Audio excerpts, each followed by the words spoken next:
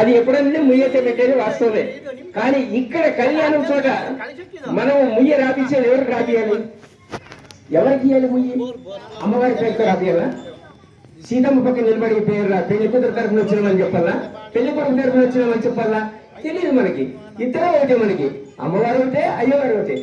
వచ్చినప్పుడు ఆ పెళ్లి చేసినప్పుడు అమ్మకి డబ్బులు ఇచ్చేటంత కెపాసిటీ మనకు ఉందా? అయ్యకి డబ్బులు ఇచ్చేటంత కెపాసిటీ మనకు ఉందా? లేదు.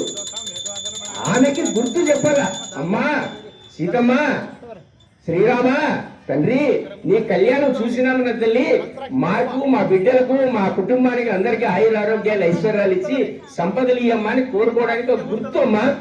అగా ఈ దక్షిణ ఏదో మీ పాదాల ముందు పెడుతున్నామా, నువ్వు లక్ష్మీదేవి, సాక్షాత్ లక్ష్మీదేవమ్మా, నువ్వు నీకు డబ్బులు ఇచ్చేటంత మాకు శక్తి లేదమ్మా, కానీ మాకు నీకు వచ్చినాం కాబట్టి గుర్తుగా పెడుతున్నాము. ఇది దీన్ని మాకు ₹1,00,000 చేయి. ఈరోజు ₹10 పెడితే ₹1,00,00,000 చెయ్యమ్మా, మా పిల్లలందరూ బాగుంటారు, మేమంతా సంతోషంగా ఉంటామని ఆయన వేడుకోవాలా. వేడుకొని ఆ ప్రసాదం తీసుకొని ఇంటికి పోవాలని చెప్పని మరీ భక్తులు